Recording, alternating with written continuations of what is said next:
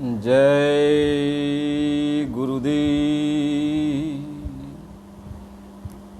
जय गुरुदेव।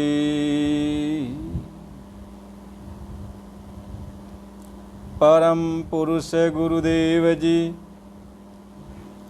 जय गुरुदेवय नाम। अलख यगम की पार में स्वामी तुम्हें प्रणाम। कोटि कोटि करु वंदना, अरब खरब प्रणाम। चरण कमल बिसरू नहीं, जय गुरुदेवय नाम। परम पूज्य परम संत स्वामी जी महाराज के चरणों में कोट कोट प्रणाम। आप सभी प्रेमी भाई बंधुओं, आपको सादर जय गुरुदेव। आज हम चर्चा करेंगे जो ये 52 अक्षर हैं, जिन अक्षरों के सहयोग से शब्द बनते हैं। हम आप बोल रहे हैं, एक दूसरे को समझा रहे हैं, एक दूसरे की बात को सुन रहे हैं। इन्हीं अक्षरों के द्वारा कितने भी मंत्रों की शक्तियाँ जागृत होती हैं, अनेकों मंत्र बने हैं। आज इस पर हम चर्चा करेंगे। प्रेमियों, सत्संग के एक एक वचन को ध्यान से सुनना चाहिए, समझना चाहिए। ये जो महापुरुषों की वचन हैं, यह किसी के दिल दिमाग को ठेस मारने के लिए नहीं होते, बशर्ते महात्मा जो भी वचन फरमाते हैं वह जीवों के हित के लिए ही होता है, सभी जीवों के कल्याण के लिए ही होता है, उनके उद्धार के लिए ही होता है। जो भी सच्चे महात्मा होते हैं उनका कभी किसी से कोई विरोध नहीं होता है। जो उनका विरोध करते हैं उनसे भी वो प्यार करते हैं। जो उनका सम्मान करते हैं उनको भी वह अपने हृदय से लगाते हैं। यानी उनको इस संसार में ये नहीं है कि कौन हमको प्यार करता है और कौन हमको धुतकारता है। महात्मा ये कहते हैं कि हमारे सभी हैं और हम सबके लिए आया हूँ, एक के लिए नहीं, सबके लिए आया हूँ। मैं ये चाहता हूँ कि सब कोई मेरे वचन को समझ ले और अपने उद्धार के लिए, अपनी आत्मा के कल्याण के लिए जो उचित है उसको अपना ले, जो उचित है उसको अपना ले। ये तर्क का विषय नहीं, ये संत मत जो रूहानियत का मार्ग होता है, ये तर्क का विषय नहीं। ये जो है वाद विवाद का विषय नहीं होता। यह आत्मा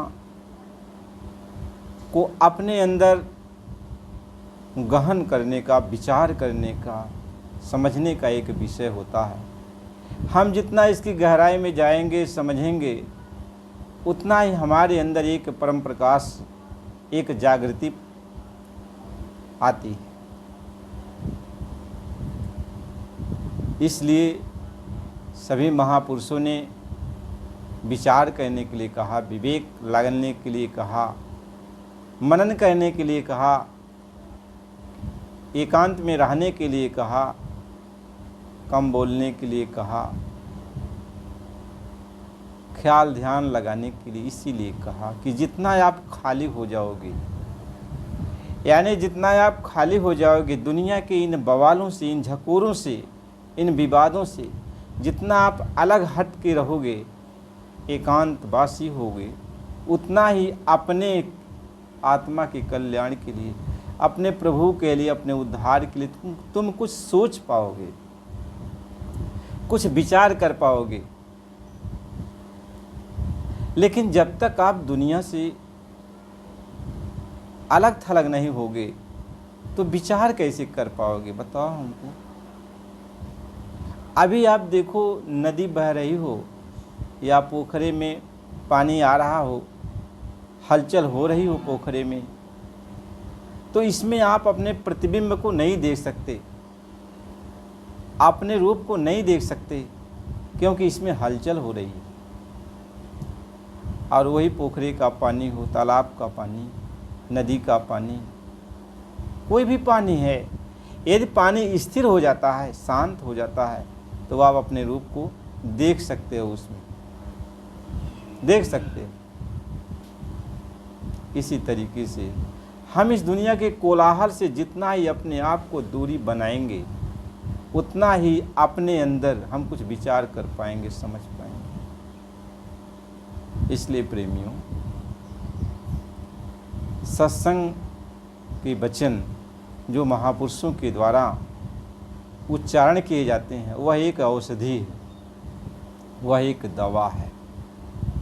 हम सभी की आत्माएं बीमार हैं, हम लोग इन बीमारी से ग्रस्त हैं। जन्म मरण की बीमारी है, शंका की बीमारी है, रोग व्याधि की बीमारी है, नाना प्रकार की बीमारियां हम लोगों के अंदर चारों तरफ से घेर के रखी हुई हैं। और इन बीमारियों का एक ही इलाज है कि महात्माओं की वचन। हम जब महात्माओं के वचन को अपने हृदय में उतारेंगे तभी इस बीमारी का इलाज हो पाएगा, नहीं तो नहीं हो सकता, नहीं हो सकता। तो हमें समझने की कोशिश करनी चाहिए, और ये समझदारी हमें अपने आप से ही प्रारंभ करनी चाहिए, अपने आप से प्रारंभ करनी चाहिए। आपसे हम ये पूछना चाहते हैं, यदि आप गूंगा बन जाओ, यानी आप कुछ बोलो ना, आप कुछ मत बोलो, तो बताओ आपको समाज में लोग क्या कहेंगे? समाज की कोई भी वस्तु को आप कैसे समझ पाओगे? आप किसी को क्या उपदेश दे पाओगे? बताओ। यदि आप गूंगा बन गए तो किसी को आप कैसे बचाओगे? कोई कहीं दूर किसी को कोई मार रहा हो, अब आप यहाँ से देख रहे हो, तो आप कैसे बचाओगे?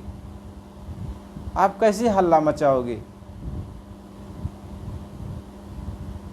ये आपको विचार करना चाहिए। तो जो भी ये अक्षर हैं, ये आपके काम की चीज़ है। आप इस संसार में हो तो आपको इन अक्षरों की ज़रूरत है, इन अक्षरों की ज़रूरत है, इन स्वर व्यंजनों की ज़रूरत है।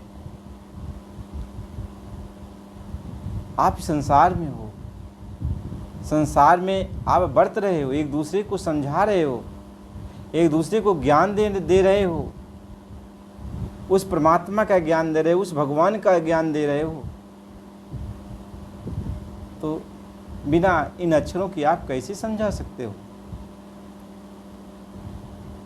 बिना इन अक्षरों के आप किसी को अपने पास कैसे बुला सकते हो? किसी से आप कैसे बात कर सकते हो बिना इन अक्षरों के? आप जब विचार करोगे तब सोचोगे कि ये अक्षर आपके जीवन में कितना महत्वपूर्ण योगदान करते हैं, कितना महत्वपूर्ण योगदान करते हैं। ये अक्षर ही तो हैं, ये स्वर व्यंजन ही तो हैं जो ये कहने के लिए मजबूर करते हैं कि हमारे गुरु महाराज जी ने बहुत ही अच्छा शब्द, बहुत ही अच्छा सत्संग का उच्चारण किया।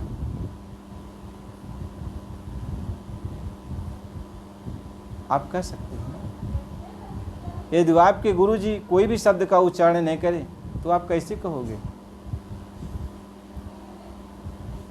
कोई जिज्ञासु गया आपके गुरुजी के पास,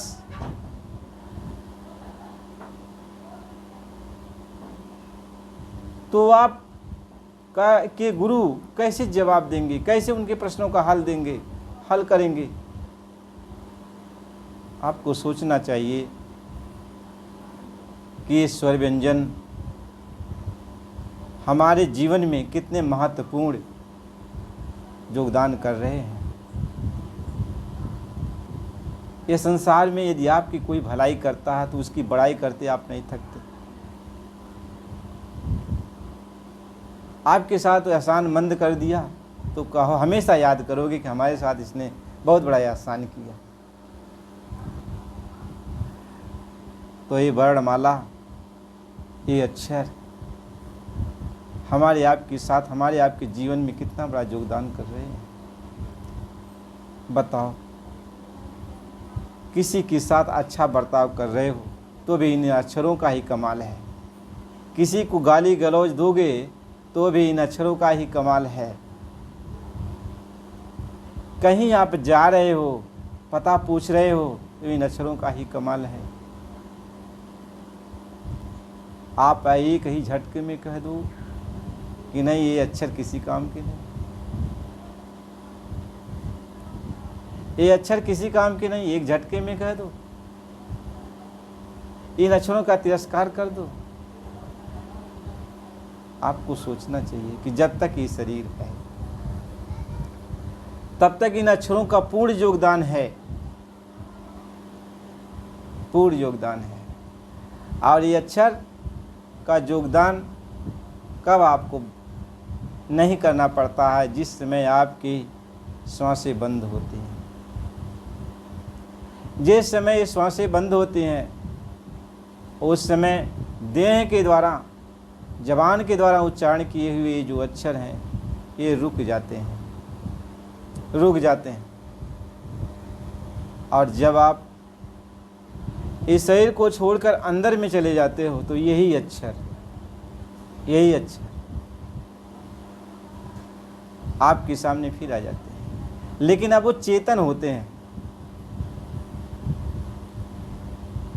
अब आप तो इन अक्षरों को अपनी जबान से उच्चारण करते हो, लेकिन तब जब आप यहाँ से प्रस्थान कर जाते हो तो आपको अपनी जबान से उच्चारण नहीं करना पड़ता, क्योंकि ये शरीर नहीं रहती,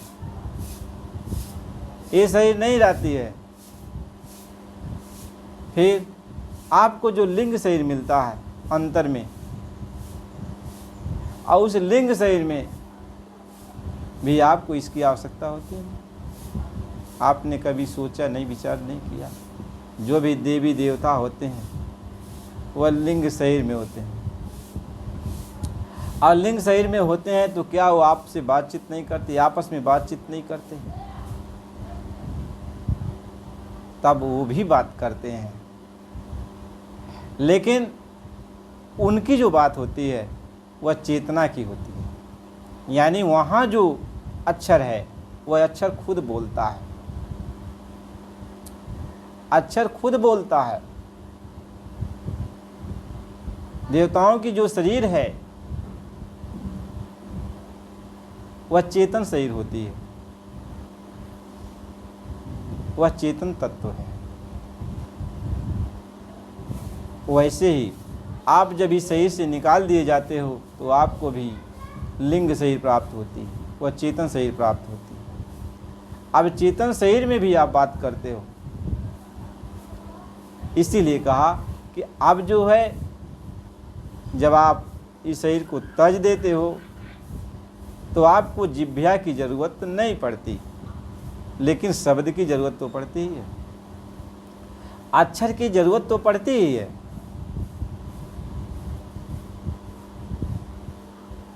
और जब आप लिंग शरीर को छोड़ करके लिंग शरीर को छोड़ देते हो तो फिर आपको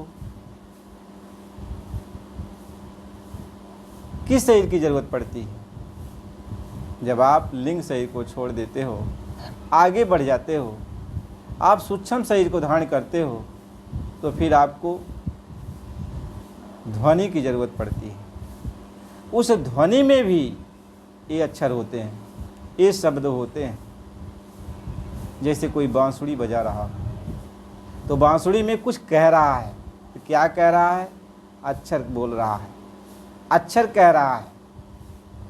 ऐसे ही जब आप ईश्वर के लोक में जाओगे, निर्वाण पद को आप प्राप्त कर लोगे, सूक्ष्म लोक में जब आप प्रवेश करोगे, जहाँ सूक्ष्म शरीर का निवास आप होता है, जहाँ आपको सूक्ष्म शरीर धारण करना पड़ता है, वहाँ की जो बोली भाषा होती है वह इस जबान से नहीं कि हम कुछ बोल रहे हैं, तो वो धुन के रूप में होती। जैसे कोई बाजा गाजा बज रहा हो, लेकिन जब ध्यान से उसमें सुनोगे, उस बाजा गाजा में जो बाजा बज रहा है, तो उसमें सुनोगे कि उसमें भी वाणी का ही उच्चारण हो रहा है, यानी इन्हीं अक्षरों का ही उच्चारण हो रहा है, इन्हीं अक्षरों का उच्चारण हो रहा है। तब आपको ये मालूम पड़ेगा। और यही जब आप सूक्ष्म शरीर को भी त्याग दोगे और कारण शरीर में प्रवेश कर जाओगे, जिनको ब्रह्म की शरीर कहते हैं, ब्रह्म की शरीर कहते हैं, तो वहाँ पर भी शब्द का, इसी शब्दों का उच्चारण होता है, इन्हीं अक्षरों का उच्चारण होता है। तो महात्मा ये समझाते हैं कि आप कैसे कह सकते हो, कैसे कह सकते हो कि हमको इन अक्षरों की ज़रूरत नहीं है।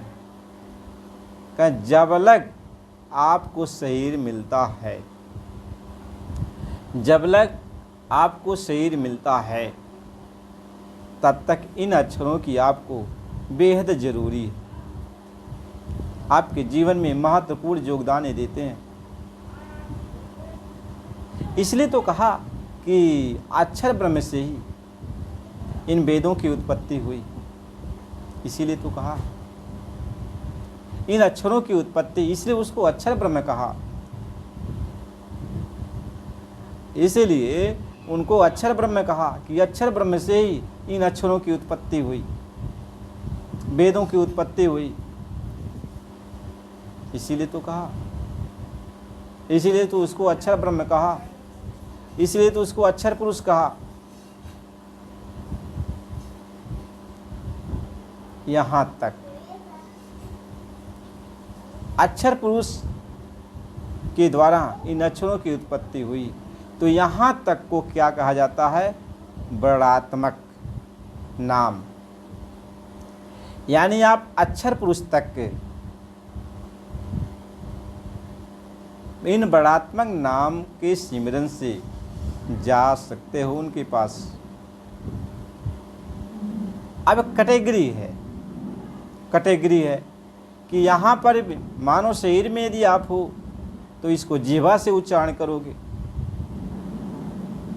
और मानव शरीर को छोड़ दिया, लिंग शरीर को प्राप्त कर लिया, तो आपके अंदर अजपा जाप चालू हो जाएगा, यानी वही शब्द अपने आप चलेगा। और उस शरीर को छोड़ दिया और आप जो है सूक्ष्म शरीर को धारण कर लिया, तो अनाहत शब्द के रूप में, यानी उसी शब्द का उच्चारण होगा, उसी अक्षर का उच्चारण होगा, लेकिन अनाहत ध्वनि के रूप में होगा, अनाहत ध्वनि के रूप में होगा। और जब सूक्ष्म शरीर को छुभी तज दिया और कारण शरीर को प्राप्त कर लिया, जो कारण है यानी अक्षर है, अक्षर है, तो वहाँ शब्द का उच्चारण होता है,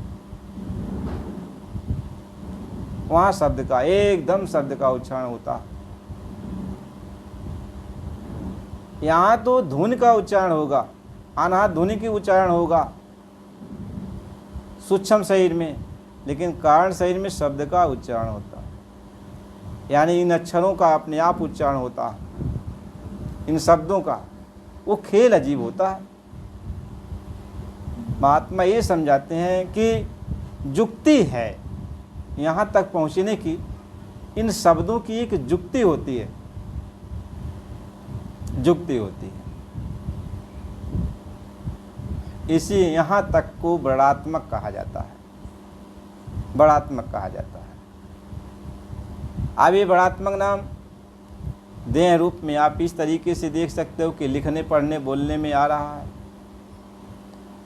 और अंदर चले गए तो लिखने पढ़ने में अभी सही से न लिख सकते हो, न पढ़ सकते हो, सही से न बोल सकते हो, क्योंकि आपको लिंग से ही प्राप्त हो गई। तो वहाँ मन की गति से काम होता है, मन की गति से काम होता है। यहाँ मन जहाँ आपका चला गया, आपके शरीर वहाँ नहीं जा सकती है, लेकिन अंतर्गति में लिंग शरीर में जहाँ आपका मन गया वहीं आप पहुँच गए। जो मन सोच लिया जिस शब्द को, वही शब्द का उच्चारण हो गया, वही अच्छा सामने आ गया। तो अंतर में तो ये गति होती है, ये गति होती है। इसलिए प्रेमियों, बात समझो, यह विवाद का विषय नहीं है, यह समझने का विषय है। इसलिए जो कुछ भी आपके सामने है उससे आप फायदा ले लो। यदि आपका गुरु कोई मंत्र देता है प्रभु के नाम का, तो उसका सिमरन करो, और जब उसका सिमरन करोगे गुरु के प्रति श्रद्धा हो जाएगी, उस मंत्र के प्रति श्रद्धा हो जाएगी, तो आपके गुरु की पहुंच जहाँ तक है वह मंत्र वहाँ तक आपको पहुँचा देगा, वह मंत्र आपको वहाँ तक पहुँचा देगा। यहाँ देखो, श्रद्धा की बात है, विश्वास की बात है। श्रद्धा विश्वास न रहे तो भगवान सामने खड़ा रहकर भी आप क्या पहचान सकते हो, क्या जान सकते हो, क्या जान सकते हो। इसलिए कहा, कबीर साहब ने इसीलिए ये शब्द कहा कि जाप मरे। कबीर साहब ने कहा जाप मरे, यानी जो आप जबान से जप रहे वो कब मर जाएगा। सही छूट गई तो ये मर गया। अजपा मरे, अजपा कब छूट जाएगा, अजपा कब छूट जाएगा, जब आप लिंग शरीर को त्याग दोगे तो अजपा भी छूट गया। फिर अनाहत हो मर जाए, अनाहत तब मर जाएगा जब आप सूक्ष्म शरीर को त्याग दोगे। फिर सूरत समानी शब्द में, ये आत्मा अब शब्द में, यानी अक्षर ब्रह्म जो है जहाँ से शब्द का उच्चारण हो रहा, आप सूरत उस शब्द में समा रही, और जब शब्द में समा रही है सूरत, तो उसमें मार्ग उसको मिलता है। जब शब्द में समाती है कारण ब्रह्म में, कारण शरीर जो मिलता है उसको, तो उसमें शब्द, वह शब्द उसी को कहते हैं कि अब शब्द में वो समाती है। कहें सूरत समानी शब्द में, ताको काल न खाए। जब शब्द में आत्मा समाती है तो उसको मार्ग दिखाई पड़ जाता है, यानी इस कारण देश से अलग होने का मार्ग उसको दिखाई पड़ जाता है, इस पार से उस पार चली जाती है। इसलिए कहा शब्द भेद तब जानिए, जब रहे शब्द के माहि, और शब्द शब्द प्रकट भया, तब दूजा दिखे ना, दूजा दिखे ना। तो कहने का मतलब ये है कि हमें आपको समझना चाहिए, विवेक लाना चाहिए, समझना चाहिए, सत्संग प्यार से सुनना चाहिए। जो भी महात्मा, कोई भी महात्मा है, जो भी सुनाता है समझाता है, हमें उसको सुनना चाहिए, समझना चाहिए, विवेक लगना चाहिए, विचार करना चाहिए कि कोई भी डॉक्टर, जितने भी डॉक्टर हैं, ये मतलब दवा ही तो करते हैं मरीज को बचाने के लिए, मरीज के दुख दर्द को मिटाने के लिए तो डॉक्टर खोले, डॉक्टर बैठे हुए हैं, दवा दे रहे हैं। ऐसे जितने भी महात्मा हैं सभी आत्मा के कल्याण के लिए हैं, लेकिन जिनको पास जितनी डिग्रियां हैं, जहाँ तक जिनकी पहुँच है, वहाँ तक वो आपकी दवा कर रहे हैं, वहाँ तक आपकी दवा कर रहे हैं, वहाँ तक आपको बता रहे हैं। अब जब उनके बस की नहीं है और मरीज कहता है कि हमको दवा आगे करानी है, तो कहते हैं भैया, डॉक्टर कह देता है कि अब हमारे बस का नहीं, आप किसी और डॉक्टर के पास चले जाओ। ऐसे ही जब गुरु आपको मिल गया और गुरु की बातों से आप संतुष्ट नहीं हो पा रहे हो, बार बार गुरु से प्रश्न करते हो, गुरु ये जान जाता है कि हमारी पहुंच इसके आगे नहीं है, तो आप कहेगा कि बच्चा किसी और गुरु के पास चले जाओ। हो सकता है इसके आगे का ज्ञान उनके पास हो, इसलिए कहा कि जब तक गुरु मिले न साँचा और तब तक गुरु करो 10 पाँचा। ये कहा कि मतलब जब तक गुरु सच्चा नहीं मिलता, यानी आपकी आत्मा का बोध नहीं हो जाता, आपको सत्य ज्ञान की प्राप्ति नहीं हो जाती, आपकी आत्मा के अंदर संतुष्टि नहीं हो जाती, तब तक आपको ज्ञान अर्जित करना चाहिए। आपको ज्ञान प्राप्त करना चाहिए, ज्ञान लेना देना चाहिए, अर्जित करना चाहिए आपको। तो जब आत्मा अक्षर ब्रह्म को पार कर जाती है तब आत्मा निअक्षर स्वरूप हो जाती है। अक्षर ब्रह्म को पार कर ली आत्मा तो फिर निअक्षर स्वरूप हो जाती है, यानी अब आत्मा के अंदर ये जो अक्षर आया था अब अक्षर नहीं रह गया, यानी अक्षर से वो अलग हो गई। आत्मा अक्षर से अलग हो गई, अब आत्मा जो है निअक्षर स्वरूप हो गई, यानी आत्मा निअक्षर स्वरूप हो गई, यानी अब आत्मा के अंदर ये अक्षर अब नहीं है, ये अक्षर नहीं है। जो मतलब जिन जिन अक्षरों का ये उच्चारण कर रही थी, जिन जिन शरीरों को धारण करके अक्षरों का उच्चारण कर रही थी, जब आत्मा यहाँ से अलग हो जाती है तो अब उसके अंदर ये चीज़ नहीं रह जाता है, यानी इनसे निर्मल हो जाती है। निर्मल का मतलब ये निकल जाते हैं, आत्मा के अंदर से निकल जाते हैं। आत्मा अपने स्वरूप में अब स्थित होती है, अपने स्वरूप में स्थित होती है।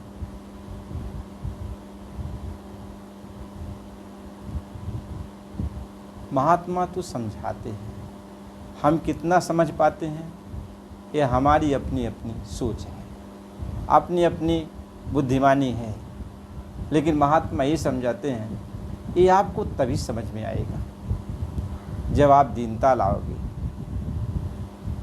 लाओगे अपने अंदर। ये सोचोगे कि कोई महात्मा जो भी समझा रहे हैं हमारे भले के लिए समझा रहे हैं, हमारी आत्म कल्याण के लिए समझा रहे हैं।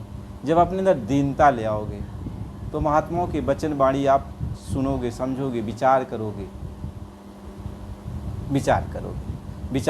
प्रभु से प्रार्थना करोगे कि मालिक मेरे ऊपर कृपा करो, दया करो, मेरी आत्मा अधोगति में न जाने पाए, मेरी आत्मा नरको 84 से बच जाए।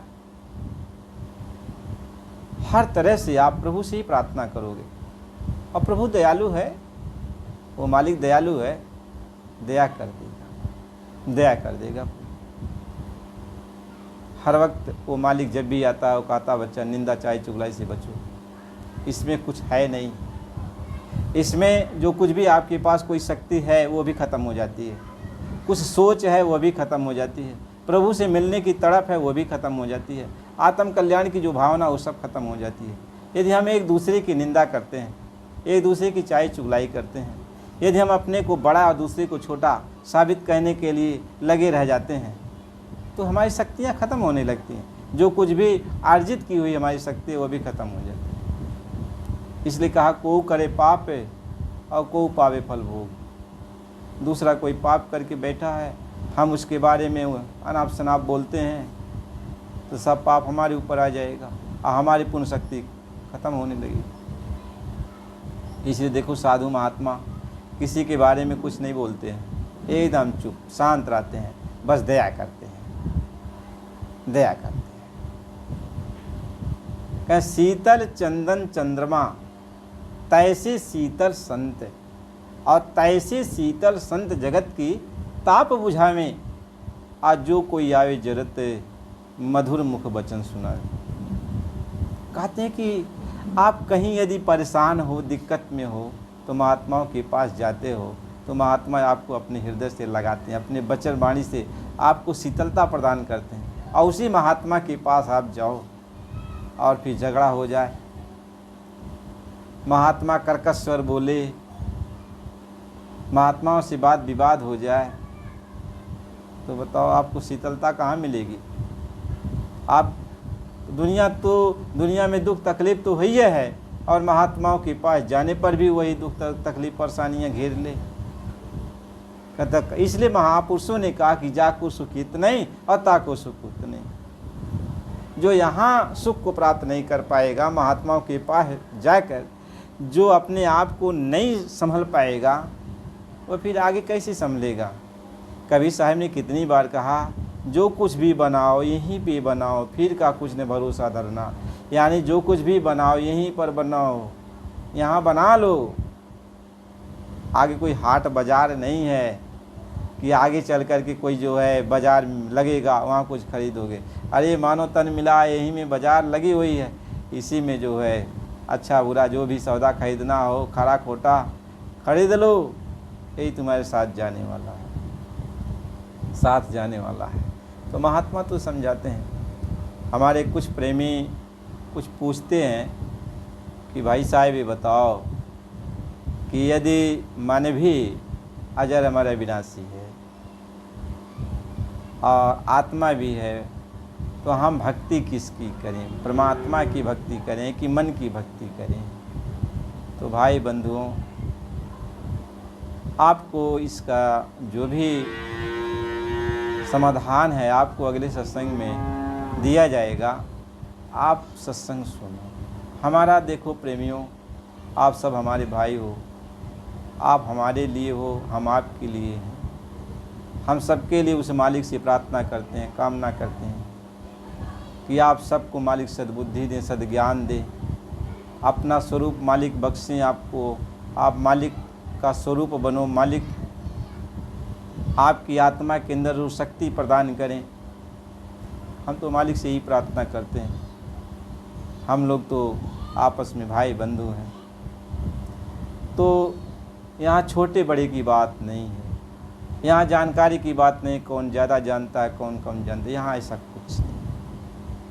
बस जो कुछ भी कृपा है आप सबकी दया कृपा से होता है, मालिक की मौज बनती है, तो कुछ आपके बीच में रख दिया जाता है।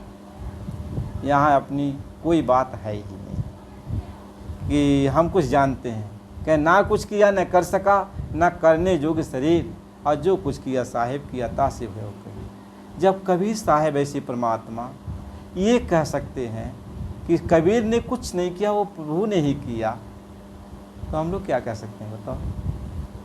हम लोग क्या कह सकते हैं। वो कुल मालिक कह रहा है कि हम नहीं किए, वो मालिक किया, तो हम लोग क्या कह सकते हैं। तो सब कुछ तो मालिक ही करने वाला। तो प्रेमियों, आप सत्संग सुनो, और सत्संग जब सुनोगे तो धीरे धीरे बातें समझ में आएगी।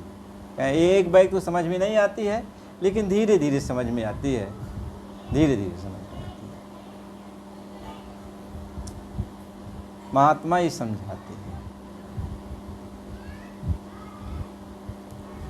जय गुरुदेव।